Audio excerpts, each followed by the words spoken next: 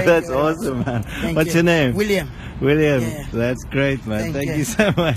Do you live here, William? No, I'm from Paul, Okay. and I'm going to Simonstown to make a little bit of bucks so that I can take some of home. Oh, cool. Let me give you something. Thanks, William.